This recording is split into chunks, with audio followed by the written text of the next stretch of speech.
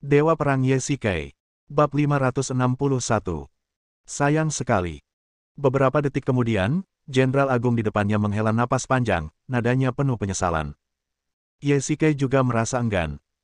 Namanya adalah Yan Kuan, dan dia adalah orang yang bertanggung jawab atas pangkalan Longya, pemimpin langsung pasukan khusus Longya, dan juga atasan lama Ye Shikai. Tidak mudah bagimu untuk kembali ke pangkalan hari ini. Aku bisa membuat pengecualian dan memberimu 1 hari perlakuan pangkat militer. Bagaimana menurutmu, Mayor? Yan Kuan berjalan ke arah Ye Shikai, menepuk bahunya, dan berkata dengan sungguh-sungguh. Terima kasih, Ketua. Ye Shikai memberi hormat dengan hormat militer standar. Karena dia masih seorang mayor, dia tentu harus bertindak sesuai standar militer. Baiklah, aku akan menemanimu melihat pasukan. Yan Kuan berjalan keluar kantor, Ye Shikai mengikuti dari belakang, dan keduanya berjalan menuju tempat pelatihan. Di tempat latihan di kamp militer ini, banyak sekali pria yang telah meneteskan keringatnya untuk itu. Lebih banyak pelatihan di masa damai berarti lebih sedikit pertumpahan darah dalam perang. Pernyataan ini paling tepat untuk menggambarkan kekuatan seperti pasukan khusus Longya. Begitu suatu insiden terjadi, mereka pasti akan berada di garis terdepan. Bagaimana pelatihan saat ini? Apakah menurutmu sudah cukup? Yan Kuan dan Ye Shikai berdiri di podium komando, memandangi pasukan yang berlatih di kejauhan.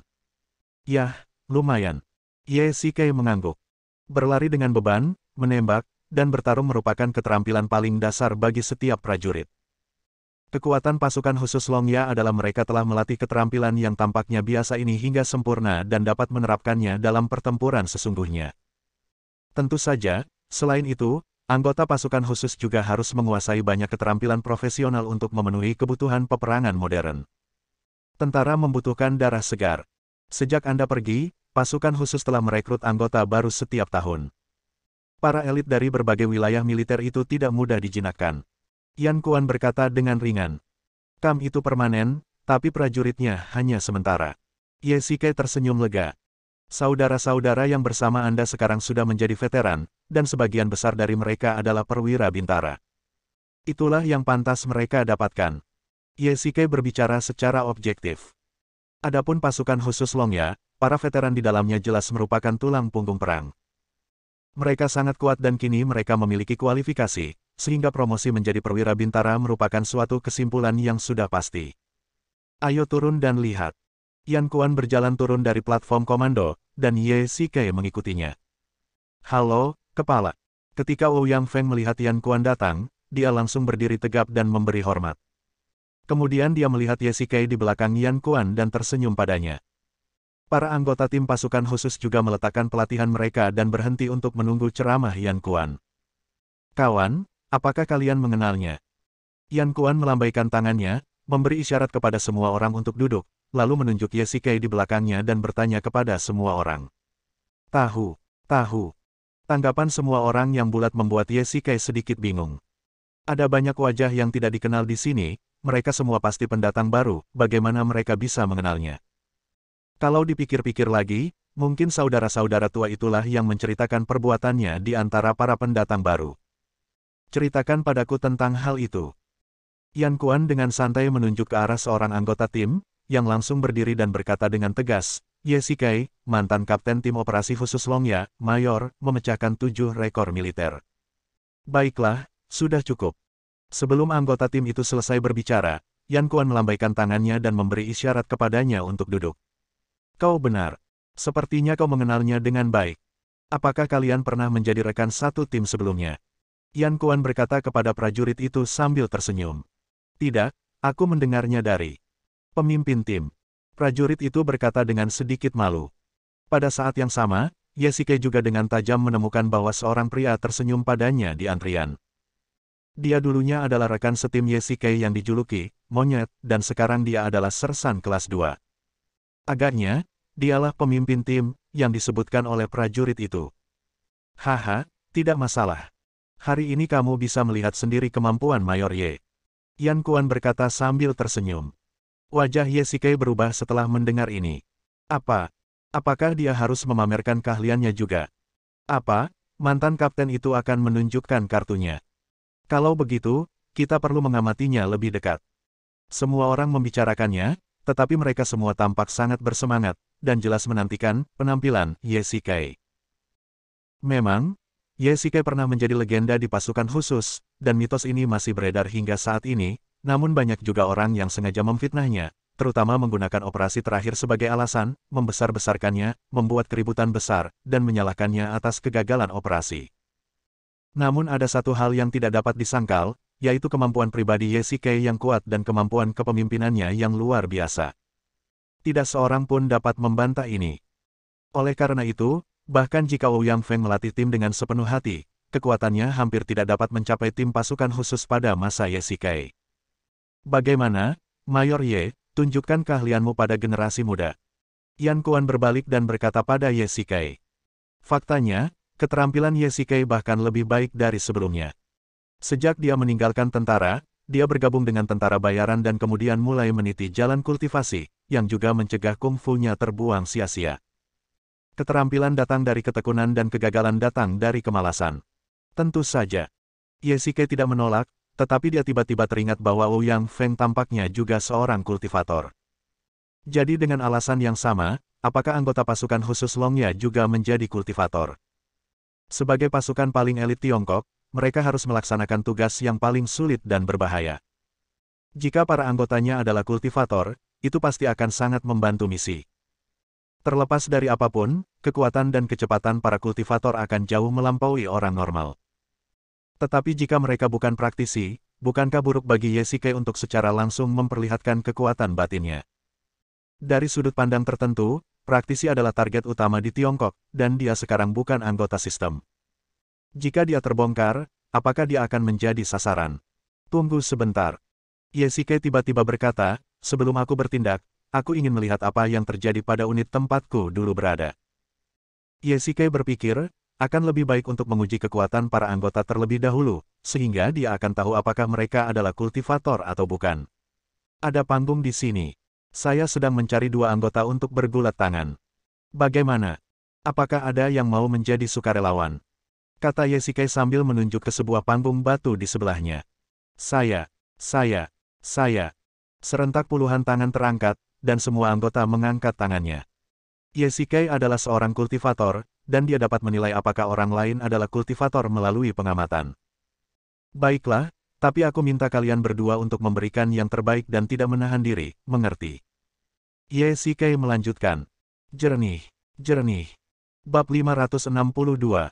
Baiklah, kalau begitu kalian berdua. Ye Shikai secara acak memilih dua anggota tim yang berbadan kekar dan meminta mereka untuk adu panco. Yang lainnya juga berdiri dan berkumpul di sekitar panggung batu. Hitung mundur, 3, 2, 1. Ye Shikai meminta keduanya untuk bersiap, lalu membantu menghitung mundur. Meski itu hanya ujian kecil, keduanya berusaha semampunya. Orang-orang di sekitar mereka terus bersorak. Pembuluh darah di leher dan lengan mereka menonjol. Ye Shikai diam-diam meletakkan tangannya di atas panggung batu, dan tiba-tiba merasakan fluktuasi dua kekuatan internal. Seperti yang diharapkan, Ye Shikai menarik napas dalam-dalam. Keduanya adalah petani. Meskipun kekuatan internal mereka tidak dalam, mereka masih memiliki keuntungan besar dibandingkan orang normal. Dilihat dari ini, pasukan khusus Longya seharusnya semuanya menjadi kultivator sekarang. Ye Shikai melirik ke arah Ouyang Feng. Jika ini benar, maka tim pasukan khusus saat ini akan jauh lebih kuat dari sebelumnya. Oke. Setengah menit kemudian, keduanya memutuskan pemenangnya. Anggota tim yang agak kekar menang. Ye Shikai tersenyum puas, tetapi pada saat yang sama, dia tidak bisa menahan perasaan sedikit melankolis. Jika anggota tim pasukan khusus Longya saat itu juga merupakan kultivator, tidak akan banyak orang yang tewas dalam operasi itu. Karena semua orang adalah kultivator, Ye Shikai tidak bermaksud menyembunyikannya. Para prajurit muda ini agak sombong, dan Ye Shikai bermaksud sedikit mengekang kesombongan mereka. Kapten Ye, tunjukkan keahlianmu sekarang, seorang anggota tim mendesak dengan cemas. Ya, mari kita lihat. Apa yang kau teriakkan? Jika kapten bertindak, itu akan berakibat fatal. Salah satu mantan rekan setim Ye Shikai berkata kepada anggota tim baru. Bagaimanapun, dia adalah ketua tim, dan begitu dia membuka mulut, para rekrutan baru itu langsung terdiam. Xiao Ye, tunjukkan pada mereka. Yan Kuan tersenyum tipis, dan Ye Shikai membuat gerakan, oke. Baiklah, kalian mundur sedikit. Ye Shikai berkata kepada semua orang. Dia meminta semua orang untuk mundur 5 meter, sementara dia berdiri di samping panggung batu dan perlahan-lahan meletakkan tangannya di atasnya. Apa yang akan dilakukan Kapten Ye? Seorang anggota tim baru bergumam dengan suara rendah. Saya tidak tahu. Kita tunggu saja. Ye Shikai meletakkan tangannya di atas platform batu, memejamkan matanya, dan perlahan-lahan menyuntikkan kekuatan internalnya ke dalam platform batu. Saat kekuatan internal meningkat, platform batu mulai bergetar hebat. Semua orang menatap dengan mata terbuka lebar, seolah sedang menonton trik sulap. Ye Shikai dengan ringan menepuk platform batu itu, dan platform batu besar itu tiba-tiba berubah menjadi tumpukan puing. Ya ampun, ini menakjubkan. Semua orang melangkah maju, mengambil potongan-potongan puing, dan menimbangnya di telapak tangan mereka. Mereka solid. Seluruh platform batu itu beratnya 1000 pon dan sangat keras. Namun Ye Shikai dengan mudah mengubahnya menjadi tumpukan puing. Bahkan orang yang paling bodoh pun dapat mengetahui bahwa Ye Shikai adalah seorang kultivator. Untuk memiliki kekuatan batin yang kuat seperti itu, dia harus menjadi seorang master. Pengendalian Ye Shikai atas kekuatan internal bahkan lebih sempurna. Platform batu itu mulai hancur dari dalam dan secara bertahap menyebar keluar, bukannya hancur dari luar ke dalam seperti halnya gempuran meriam. Oleh karena itu, pecahnya panggung batu itu tidak menimbulkan banyak suara, dan kedengarannya lebih seperti pecahnya secara alami. Oke, tajam. Semua orang memujinya, terutama anggota tim baru. Mereka tidak tahu seberapa kuat legenda yang telah beredar sejak lama itu. Setelah melihatnya hari ini, mereka menyadari betapa besarnya kesenjangan antara mereka dan Ye Shikai. Sebenarnya dengan kekuatan Pluto, akan mudah untuk menghancurkan panggung batu ini, namun Ye Shikai tidak akan menggunakan kekuatan penuhnya. Bagaimanapun, ini adalah perkemahan, bukan medan perang. Tidak buruk. Yan Kuan berkata dengan lega. Terima kasih atas pujiannya, Tuan Tua. Baiklah, karena kamu seorang mayor hari ini, bawalah mereka untuk melanjutkan pelatihan. Datanglah ke kantorku nanti. Ada yang ingin kubicarakan denganmu. Yan Kuan mengangguk dan berkata pada Ye Shikai. Ya, Ouyang Feng, mengapa semua anggota tim sekarang menjadi kultivator? Ye Shikai bertanya saat makan siang. Kemampuan para praktisi memang lebih kuat daripada orang biasa. Hal ini juga meningkatkan efektivitas tempur pasukan. Ouyang Feng mengambil sepotong daging babi rebus dan memasukkannya ke dalam mulutnya, sambil menjelaskan sambil makan. Benar sekali. Tingkat kelangsungan hidup para kultivator di medan perang memang tinggi. Ye Shikai berkata dengan tenang, tapi di mana kamu menemukan begitu banyak pembudidaya? Selalu ada sejumlah praktisi di setiap wilayah militer, dan mereka bersemangat untuk mengirim talenta-talenta terbaik ini ke tim operasi khusus. Ouyang Feng melanjutkan, sekarang pemilihan pasukan semakin ketat. Jika Anda bukan seorang praktisi, Anda benar-benar tidak akan bisa melewatinya. Aku tidak menyangka kekuatan batinmu begitu dalam, Kapten.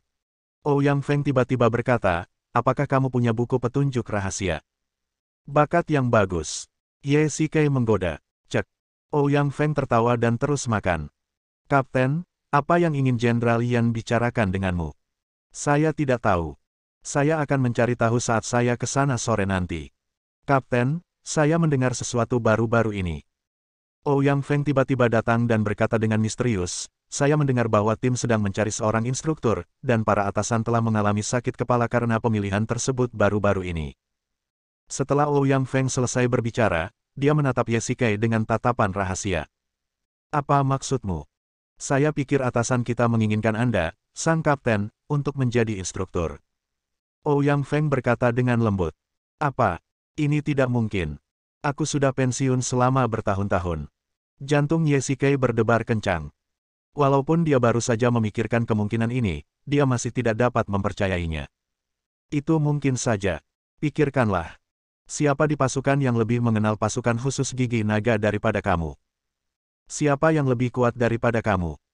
Ouyang Feng tidak dapat menahan diri untuk tidak berteriak, kamu adalah pilihan pertama. Lagi pula, Kapten, sekarang kau bekerja sebagai pekerja kera putih di sebuah perusahaan. Itu membuang-buang bakatmu. Ouyang Feng menepuk bahu Ye Shikai untuk mengungkapkan ketidakpuasannya. Hanya untuk mencari nafkah. Ye Shikai berkata dengan nada meremehkan dirinya sendiri. Sore. Bos tua, apa sebenarnya yang ingin kamu bicarakan padaku? Ye Shikai datang ke kantor Yan Kuan dan bertanya.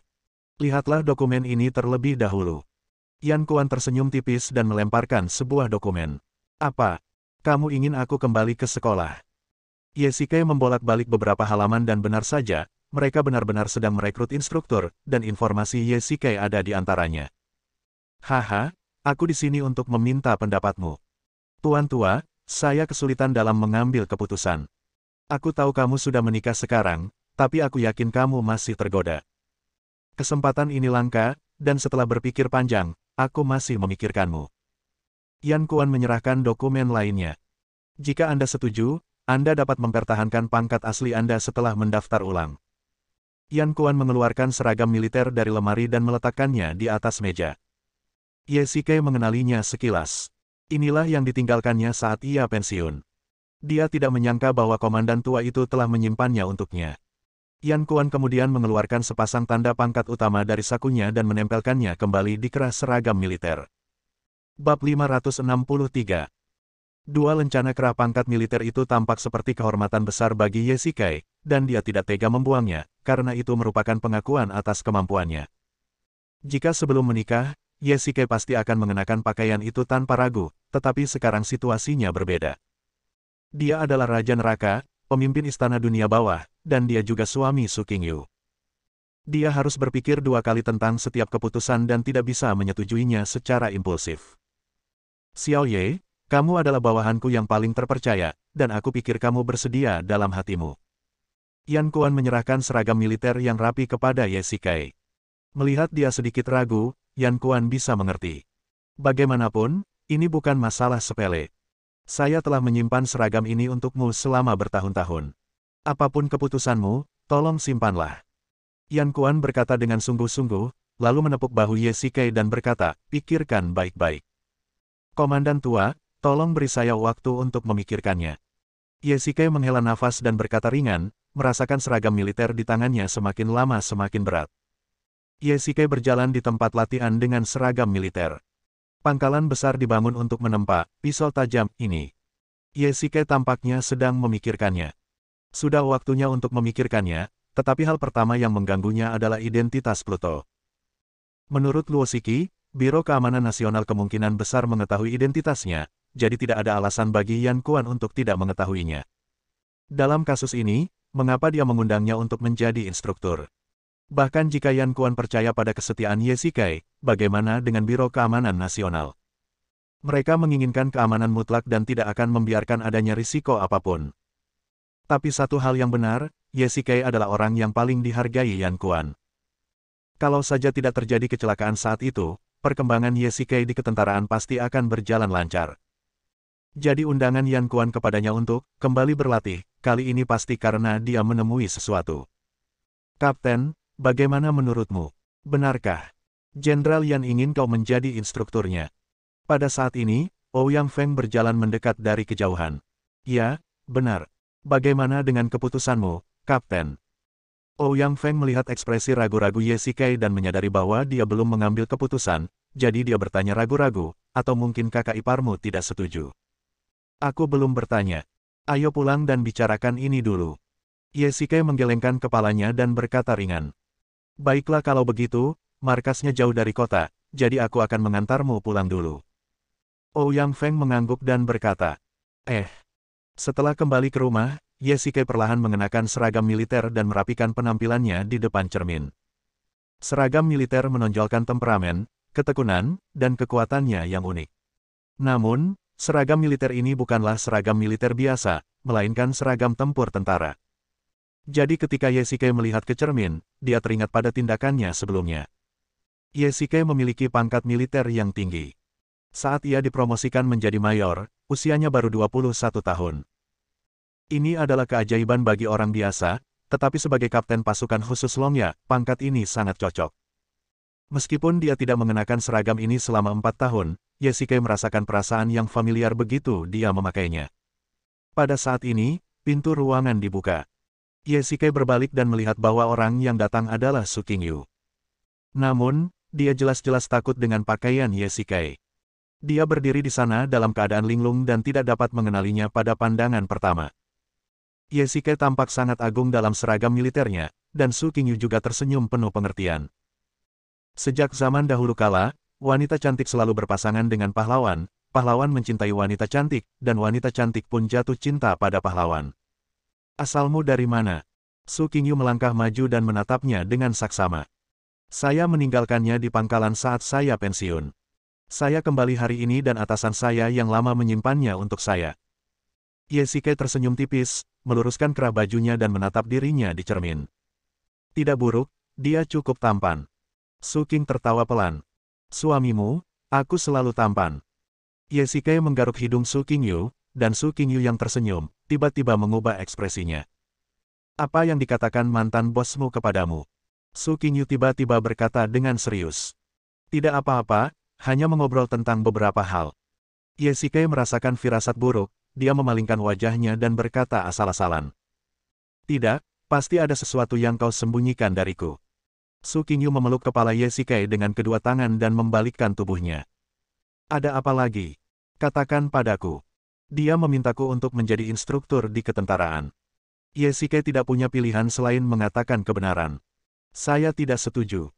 Seperti yang diharapkan, Su Qingyu langsung menolaknya dengan dingin. Kamu bisa mengganti pekerjaanmu, tapi aku tidak setuju kamu pergi ke militer. Qingyu, kamu tidak harus tinggal di ketentaraan untuk mengambil posisi instruktur. Aku hanya perlu melatih mereka di siang hari, dan aku akan kembali cepat atau lambat. Melihat Su Qingyu sedikit gelisah, Ye Shikai mencoba berbicara dengan nada lebih tenang. Dia tahu bahwa Su Qingyu selalu menentangnya melakukan pekerjaan berbahaya. Su Pengzhan juga pernah mengatakan sebelumnya bahwa unit yang Ye Shikai tempati sangat berbahaya, jadi Su Qingyu sangat peka terhadap hal ini. Tidakkah kamu mendengarku dengan jelas? Su Qingyu berkata dengan tegas, aku tidak setuju. Qingyu, kamu bersikap tidak masuk akal. Ye Shikai tidak tahu harus berkata apa, tetapi dia tahu bahwa dia tidak boleh berdebat dengan seorang wanita, terutama saat dia sedang marah. Beraninya kau mengungkit hal itu? Apa kau lupa bahwa kita akan melangsungkan pernikahan? Apa kau pernah memikirkan keluarga ini? Su Qingyu sedikit tidak senang. Sebelumnya, Ye Shikai pergi ke Atlantis dan hampir putus dengan Su Qingyu, tetapi saat itu untuk menyelamatkan Ji Qian, dan Su Qingyu dapat sedikit memahaminya. Tapi sekarang, Ye Shikai berencana untuk kembali ke tentara, mungkinkah untuk menyelamatkan orang juga? Menurut Su Qingyu, Ye Shikai kembali ke militer sepenuhnya karena keinginan pribadinya, dan sama sekali mengabaikan situasi keluarganya serta perasaannya, itulah sebabnya dia sangat marah. Qingyu, mari kita bicarakan faktanya. Mengapa aku tidak pernah memikirkan keluargaku? Ye Shikai jelas sedikit tidak senang ketika mendengar ini. Baiklah, kalau begitu jawab aku, apakah operasi unit yang akan kamu ikuti berbahaya, dan apakah akan ada korban? Su Qing berkata dengan dingin. Hujan. Jawab aku, ya atau tidak. Pertemuan. Lalu, bisakah kau menjamin bahwa kau tidak akan terluka? Ya atau tidak? Tidak. Ye Shikai menggelengkan kepalanya dan mengatakan kebenaran. Kamu Shikai, kamu sangat egois. Setelah beberapa detik terdiam, Su Qingyu berkata dengan dingin dan berbalik untuk duduk di depan meja rias. Qingyu, bisakah kamu berhenti marah? Ye Shikai berusaha keras mengendalikan emosinya. Dia tidak ingin kehilangan kesabarannya, jadi dia menaruh tangannya di bahu Su Qingyu, tetapi Su Qingyu menepisnya. Saya tidak marah. Su Qing berkata dengan dingin. Kalau begitu, jangan bicarakan hal itu dulu. Kita bicarakan saja tentang pernikahan. Ye Shikai mendesah dan memaksakan senyum di wajahnya. Bab 564. Setelah membujuk sekian lama, Su Qingyu akhirnya menoleh.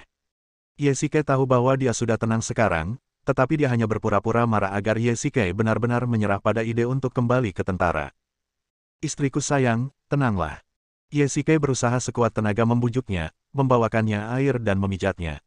Baiklah, kalau begitu mari kita bicarakan tentang pernikahan. Sejak lulus, Su Qingyu tampaknya telah terjun ke dunia bisnis yang berkembang pesat. Terus terang saja, dia tidak punya banyak pengalaman dalam hal cinta. Setelah bekerja keras dalam beberapa tahun terakhir, dia bahkan tidak tahu bagaimana cara jatuh cinta. Aku tidak pandai mengatur pernikahan, ini. Ye Shikai tersenyum canggung. Bagi seseorang yang telah berjuang untuk bertahan hidup dalam pertempuran untuk waktu yang lama, romansa tampaknya agak jauh. Paling banter dia pernah pacaran dengan Ji Qian di luar negeri, tapi mereka belum pernah menikah. Sebenarnya, aku juga tidak pandai dalam hal itu. Wajah cantik Su Qingyu memerah. Keduanya saling berpandangan dan tiba-tiba tertawa terbahak-bahak. Tampaknya mereka berdua tidak memiliki bakat romantis maupun bakat seni. Kenapa kita tidak mencari Qingqing? Dia selalu unik dan harus lebih mengerti. Setelah keduanya ragu-ragu cukup lama, Su Qingyu tiba-tiba berkata, "Itu bagus, tapi..." Ye Xikei awalnya terkejut, dan tiba-tiba menjadi sedikit khawatir. Berdasarkan kepribadian Su Ziqing, dia mungkin akan melakukan beberapa trik kecil, atau kejutan kecil, di pesta pernikahan. Dia bukan tipe orang yang tidak takut pada masalah. Akan merepotkan kalau terjadi kesalahan. Tapi apa? Enggak apa-apa. Besok saya ke perusahaan perencana pernikahan saja untuk lihat-lihat. Toh, mereka kan ahlinya. Ye Xikei memikirkannya dan memutuskan untuk mengalihdayakan pernikahan itu. Baiklah, tidak apa-apa. Kalau begitu aku akan membiarkan Qingqing menemanimu. Su Qingying mengangguk. Kamu tidak pergi. Saya. Ada beberapa hal yang harus diselesaikan di perusahaan. Su Qing berkata dengan nada meminta maaf. Ini juga pernikahannya. Secara logika, dia harus pergi ke perusahaan pernikahan bersama Ye Xikei. Su Qingyu segera menjelaskan alasannya, takut Ye Xikei akan terlalu banyak berpikir. Baiklah, lupakan saja karena kamu ada sesuatu yang harus dilakukan. Ye Xikei mengangguk dengan sedikit penyesalan, kalau begitu, Qingqing dan aku akan pergi besok. Apa? Kamu mau pergi kemana? Pada saat ini, sebuah suara datang dari pintu, dan Su Ziqing masuk sambil terpental dan langsung jatuh ke tempat tidur. Wah, kakak ipar, kenapa kamu pakai seragam militer? Kamu kelihatan tampan sekali. Setelah Su Ziqing melihat pakaian Ye Xikei dengan jelas, dia menunjukkan ekspresi gila. Ini seragam militer lamaku. Masih pas dipakai sampai sekarang. Oh, Anda sudah menjadi mayor, itu pangkat militer yang sangat tinggi. Su Ziqing mendekati Ye Xikei, menyentuh lencana kera dengan tangannya, dan berkata sambil tersenyum. Baiklah, Qingqing, kami kebetulan ingin membicarakan sesuatu denganmu. Ada apa? Su Ziqing bertanya dengan rasa ingin tahu. Ahem, Qingqing, temani kakak iparmu ke perusahaan pernikahan besok. Su Qing berkata dengan lembut. Apa, kamu akhirnya berencana untuk melangsungkan pernikahan? Tidak, mengapa hanya aku dan kakak iparku? Mengapa kamu tidak pergi, kakak? Su Ziqing berkata dengan gembira, tetapi setelah dipikir-pikir lagi, dia merasa ada sesuatu yang tidak beres. Perusahaan itu punya sesuatu yang harus ditangani. Kakak, kamu benar-benar gila kerja. Pernikahan adalah masalah besar, dan kamu sangat ceroboh. Su Ziqing berkata dengan tidak senang, apakah kamu tidak takut kalau kakak iparmu tidak akan senang? Tidak apa-apa. Jika Qingyu punya masalah, lupakan saja. Aku bisa mengerti. Ye Xikei tersenyum tipis. Yah, pengertian adalah yang terbaik. Titik. Keesokan harinya, Ye Xikei mengantar Su Ziqing ke perusahaan pernikahan. Itu adalah perusahaan pernikahan yang sangat terkenal. Konon, banyak selebritis yang datang ke perusahaan ini, dan kabarnya pula, bos di balik layar perusahaan ini adalah seorang yang super cantik. Kakak ipar, adikku tidak ikut dengan kita.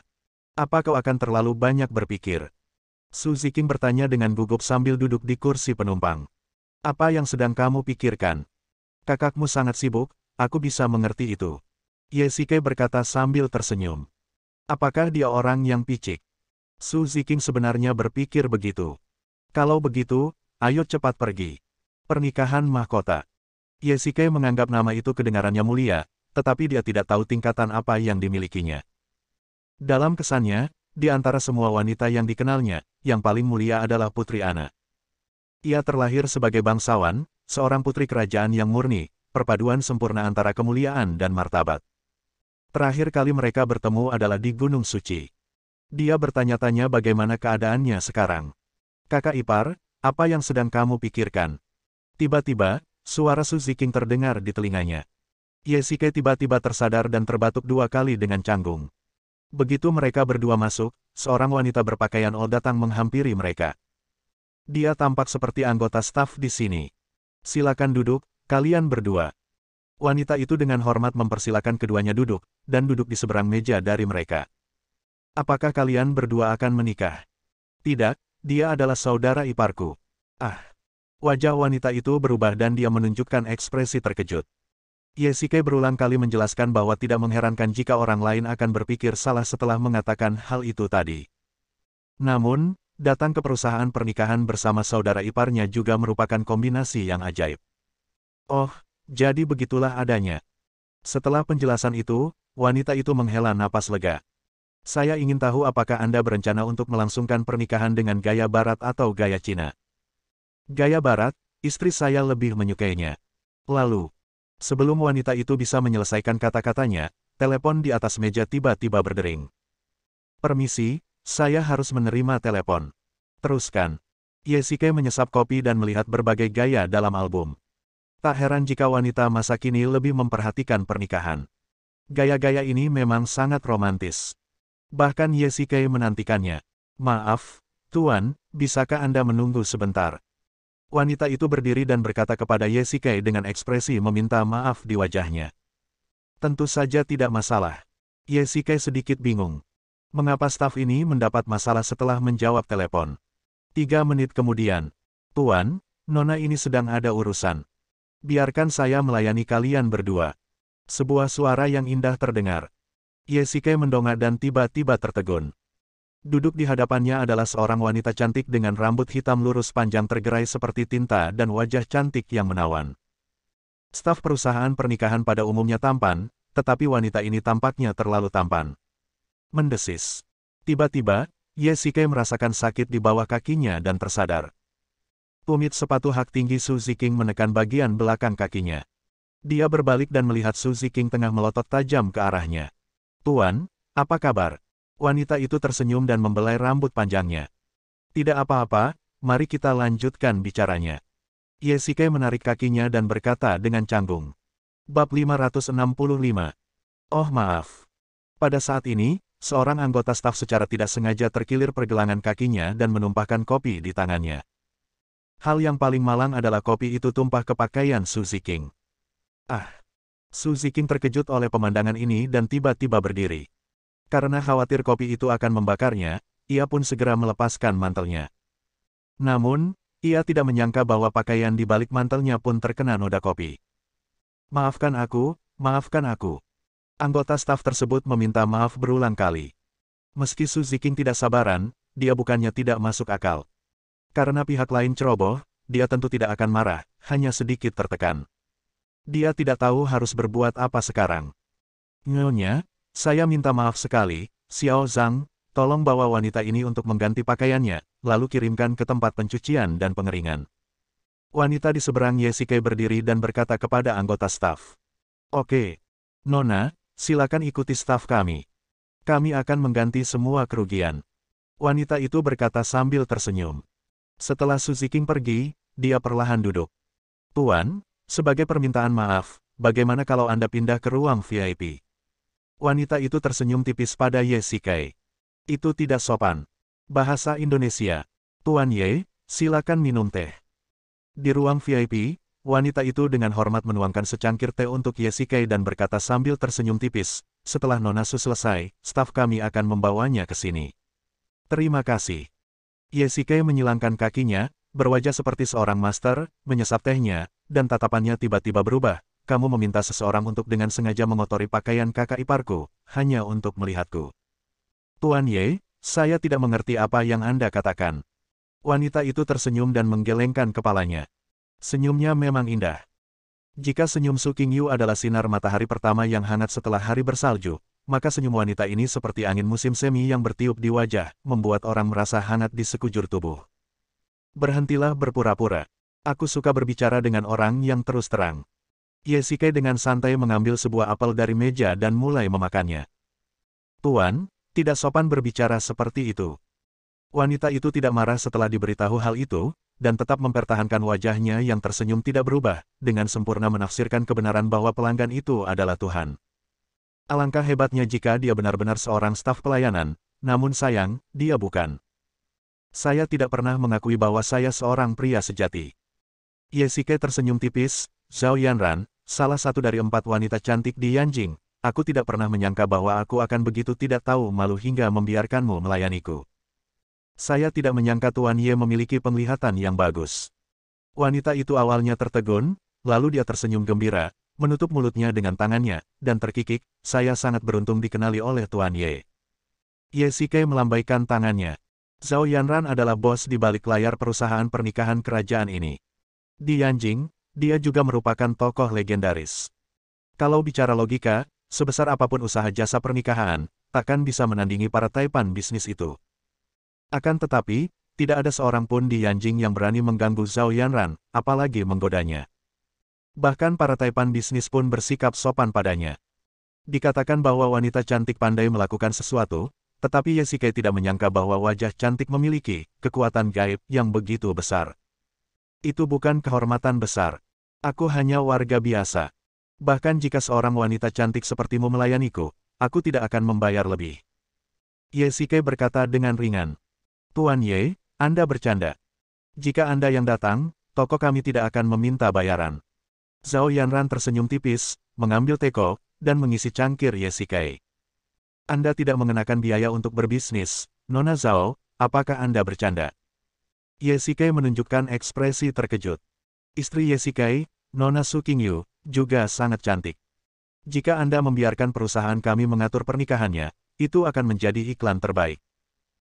Zhao Yanran berkata dengan nada bercanda, lalu tiba-tiba raut wajahnya berubah, disertai dengan senyum licik. Jika Tuan Ye benar-benar bisa melanjutkan pernikahan ini, tidak akan terlambat bagiku untuk menagih uangnya nanti. Nona Zhao, apa maksud Anda? Setelah mendengar ini, jantung Yesikai berdebar kencang. Apa maksud Zhao Yanran dengan ini? Apakah ada yang ingin merusak pernikahan itu? Yesikai tidak dapat menahan perasaan sedikit panik, tetapi setelah memikirkannya baik-baik, dia tidak perlu lagi menakuti dirinya sendiri. Mungkin itu hanya rumor. Secara harfiah, Zhao Yanran menjulurkan lidahnya, begitu nakalnya hingga membuat Yesikai kehilangan kesabarannya. Nona Zhao, apakah Anda mencoba mengatakan bahwa ada seseorang yang mencoba menghalangi saya? Yesikai bertanya ragu-ragu. Saya tidak pernah mengatakan itu. Itu semua tergantung pada bagaimana Tuan Ye memahaminya. Zhao Yanran membuat Yesikai terus bertanya-tanya, yang membuatnya sangat marah, tetapi dia tidak bisa melampiaskannya. Dia tidak percaya kalau Zhao Yanran hanya bercanda. Mungkin seseorang sungguh-sungguh ingin menyabotasenya. Jika benar-benar ada penjahat yang datang untuk membuat masalah, apa yang harus Tuan Ye lakukan? Zhao Yanran tersenyum sambil memiringkan kepalanya. Namanya sama persis dengan senyumnya, senyum Yanran menawan, tetapi saat ini Yesikai tidak lagi tega mengaguminya. Tanpa jika, tidak akan ada masalah di pernikahan. Yesikai mengatakannya dengan dingin. Tanpa peduli dengan etika, dia mengeluarkan sebatang rokok dari sakunya, menyalakannya, dan menghisapnya sendiri. Nikotin menstimulasi otaknya, dan Yesikai memaksa dirinya untuk tenang. Nona Zhao, bisakah Anda menjelaskannya secara rinci? Yesikai berkata dengan tenang. Tuan Ye, Anda bisa menganggap apa yang saya katakan tadi sebagai lelucon. Jangan menganggapnya terlalu serius. Yesikai tidak dapat menahan diri untuk tidak mengeluh dalam hatinya, bukan kamu yang akan menikah, tentu saja kamu tidak serius. Setelah memikirkannya, seseorang muncul dalam pikiran Yesikai. Chen Yuxin, cinta pertamanya yang paling tak terlupakan, hampir memperkosanya beberapa hari yang lalu. Malu rasanya jika mengatakannya keras-keras. Jika Chen Yuxin tahu tentang pernikahan Yesikai dan Su Qingyu, dia mungkin akan menjadi orang pertama yang datang dan menyabotasenya. Gadis pemalu yang dulu sudah lama hilang. Kini dia bagaikan orang yang kecanduan cinta dan hampir tenggelam. Dia tidak peduli dengan begitu banyak hal sama sekali. Yesikai memutuskan untuk berbicara baik-baik dengannya, tetapi berdasarkan pelajaran dari terakhir kali, dia harus membawa beberapa pengawal bersamanya kali ini. Nona Zhao, dapatkah saya mengerti bahwa jika sesuatu yang tidak diharapkan benar-benar terjadi di pernikahan saya, Anda juga akan bertanggung jawab atas apa yang Anda katakan sekarang? Yesikai berkata dengan suara dingin. Akhirnya, setelah kalimat ini keluar, wajah cantik Zhao Yanran, yang sehangat matahari, berubah dingin untuk pertama kalinya. Tuan Ye, Anda orang yang cerdas. Zhao Yanran perlahan menundukkan kepalanya dan tersenyum lagi. Tetapi aku masih ingin mengingatkanmu bahwa sebaiknya kau berhati-hati di pesta pernikahan. Jangan khawatir, aku punya pengawal terbaik di dunia. Yesikai berkata dengan ringan. Bersambung.